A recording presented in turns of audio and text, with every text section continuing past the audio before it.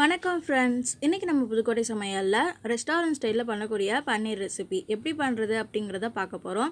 அதை பார்க்குறதுக்கு முன்னாடி நீங்கள் நம்ம புதுக்கோட்டை சமையல் சேனலை முதல் தடவை பார்க்குறீங்கன்னா சப்ஸ்கிரைப் பண்ணி பெல் ஐக்கானையும் கிளிக் பண்ணிக்கோங்க. இப்போ நம்ம இந்த ரெசிபியை எப்படி பண்ணுறது அப்படிங்கிறத பார்த்துடலாம். வாங்க வீடியோக்குள்ளே போகலாம்.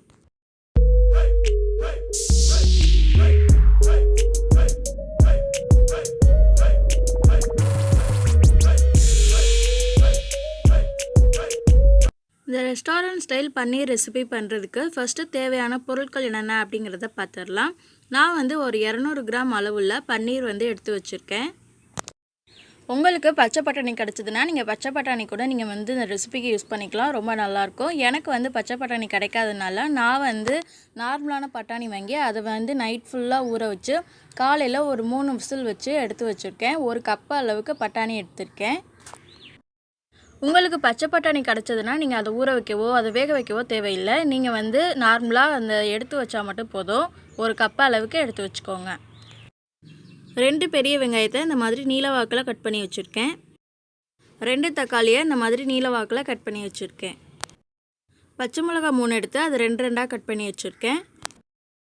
உப்பு தேவையான அளவுக்கு எடுத்து வச்சுக்கோங்க. மஞ்சள் தூள் ஒரு 1/4 ஸ்பூன் இல்லாட்டினா 1/2 ஸ்பூன் அளவுக்கு தேவைப்படும். மிளகாய்த்தூள் 1 ஸ்பூன் அளவுக்கு தேவைப்படும். கரமசாலா 1 ஸ்பூன் அளவுக்கு எடுத்து வச்சுருக்கேன். மல்லித்தூள் 1 ஸ்பூன் அளவுக்கு எடுத்து வச்சுருக்கேன்.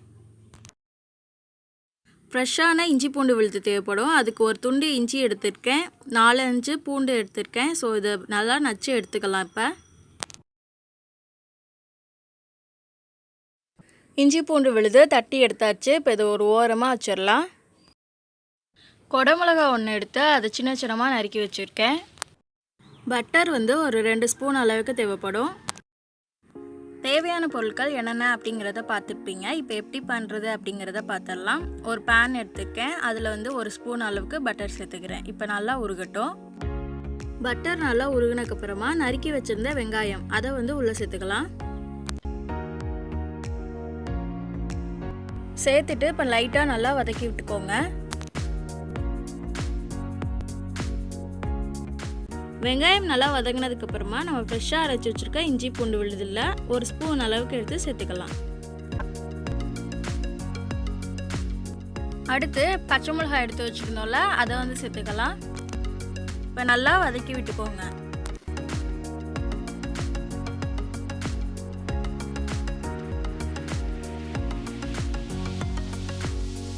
இப்போ இதில் நறுக்கி வச்சுருந்தோம்ல தக்காளி அதை சேர்த்துக்கலாம். சேர்த்துட்டு நல்லா வதக்கி விட்டுக்கோங்க.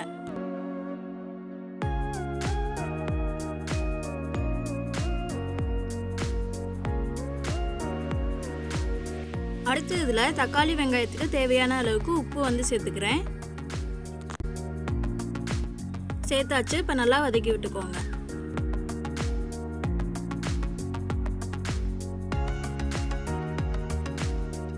தக்காளி வெங்காயம் பார்த்தீங்கன்னா நல்லா வதங்கி வந்துருச்சு. இப்போ இதை ஆற வச்சு ஒரு மிக்ஸி ஜாரில் போட்டு அரைச்சி எடுத்து வச்சுக்கோங்க. அடுத்து பார்த்தீங்கன்னா அடுப்பில் ஒரு கடாய் வச்சுருக்கேன். அதில் ஒரு 2 ஸ்பூன் அளவுக்கு பட்டர் சேர்த்துக்கிறேன்.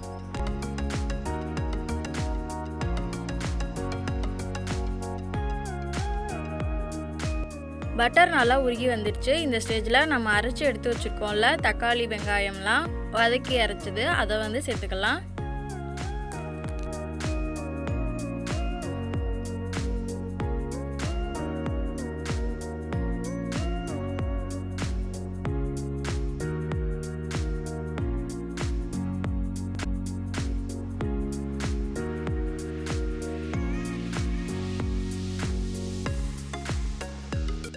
எல்லா தக்காளி வெங்காய விழுதையும் சேர்த்தாச்சு. இப்போ நல்லா வதக்கி விட்டுக்கலாம்.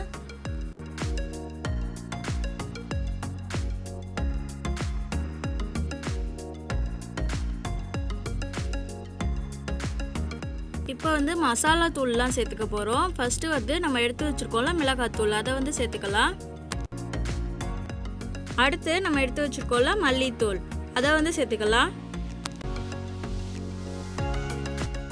லாஸ்ட்டாக இதில் மஞ்சள் தூள் சேர்த்துக்கலாம். சேர்த்துட்டு இப்போ நல்லா வதக்கி விட்டுக்கலாம்.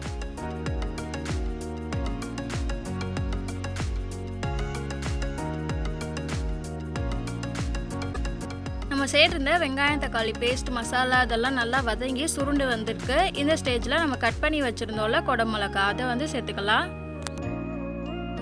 இப்போ வந்து வேக வச்சு எடுத்து வச்சுருக்கேன்னா பட்டாணி அதை வந்து சேர்த்துக்கிறேன். நீங்கள் பச்சை பட்டாணியாக இருந்துச்சுன்னா நீங்கள் அப்படியே சேர்த்துக்கோங்க. அடுத்து இதில் கட் பண்ணி எடுத்து வச்சுருக்கிறோம்ல பன்னீர் அதை வந்து சேர்த்துக்கலாம்.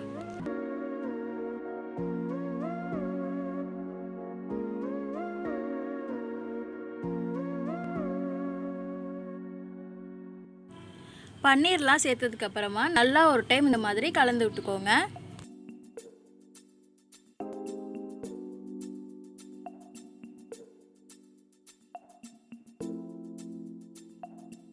நல்லா கலந்துட்டதுக்கப்புறமா நம்ம கிரேவிக்கு தேவையான அளவுக்கு தண்ணி வந்து சேர்த்துக்க போகிறோம்.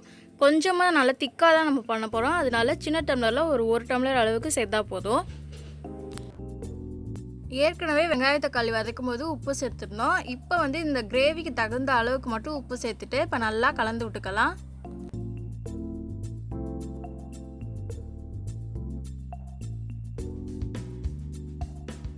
நல்லா கலந்து விட்டதுக்கப்புறமா 5 நிமிஷம் இந்த மாதிரி நல்லா கொதிக்க விட்டுட்டேன். இப்போ லாஸ்ட்டாக இதில் கரம் மசாலா மட்டும் சேர்த்துக்கலாம்.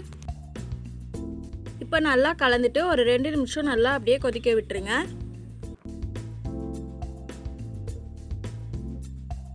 தேவையான பொருட்களில் கொத்தமல்லி மட்டும் சொல்ல மிஸ் பண்ணியிருப்பேன். ஸோ ஒரு கைப்பிடி அளவுக்கு கொத்தமல்லி வந்து எடுத்துக்கோங்க. எடுத்துகிட்டு அதை வந்து சேர்த்துக்கோங்க. சேர்த்துட்டு இப்போ நல்லா கலந்து விட்டுக்கலாம்.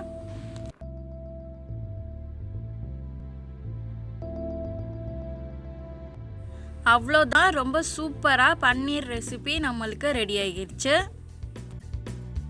ரெஸ்டாரண்ட் ஸ்டைலில் பண்ணக்கூடிய இந்த பன்னீர் ரெசிபியை எப்படி பண்ணுறது அப்படிங்கிறத பார்த்துருப்பீங்க. ஒரு டைமாவது கண்டிப்பாக செஞ்சு பாருங்கள். செம்ம டேஸ்ட்டாக இருந்தது. இது சப்பாத்தி, இட்லி, தோசை, சாதம் எல்லாத்துக்கும் வச்சு சாப்பிடலாம். செம்மையாக இருக்கும். ஸோ இந்த வீடியோ வந்து பிடிச்சிருக்கும்னு நினைக்கிறேன். பிடிச்சதுனா புதுக்கோட்டை சமையலை சப்ஸ்கிரைப் பண்ணி பெல் ஐக்கானை கிளிக் பண்ணிக்கோங்க. நெக்ஸ்ட் வீடியோவில் பார்க்கலாம். தேங்க்ஸ் ஃபார் வாட்சிங். பாய்.